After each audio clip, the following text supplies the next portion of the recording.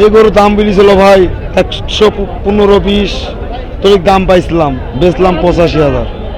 গরু আমদানি বেশি কিন্তু কাস্টমার কম, এজন্য বাজারটা ভালো না ভাই। আমি ছোট বড় অনেক গরু দেখছি, কিন্তু আমার বাজেট অনুযায়ী আমার বাজেটে যেটা সেটাই আমি ধরছি এবং সেটার দামাদামি করছি এবং সেটা আমি ক্রয় করছি। খুবই ভালো লাগতেছে, খুবই আনন্দ। এটা তো আল্লাহর রহমতে কুরবানি দিব আল্লাহর নামে, ঠিক আছে, কুরবানি দেবো, এটা খুশির সংবাদ।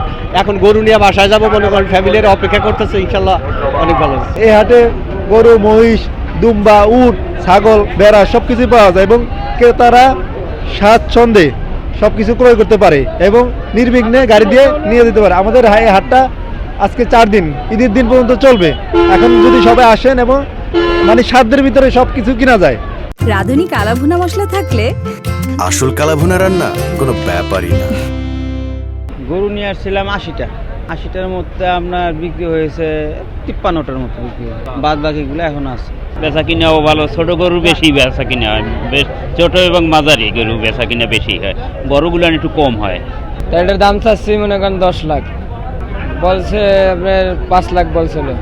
এখন আল্লাহ ভরসা, আল্লাহ ভাগ্যে যা রাখছে তাই হবে। দাম পাইতেছি না তাই বিক্রি হইতেছে না। কাইলেও দাম হয়েছে 95, 1 লাখ, আজকে দামই কইতেছে না। আজকে 60, 50।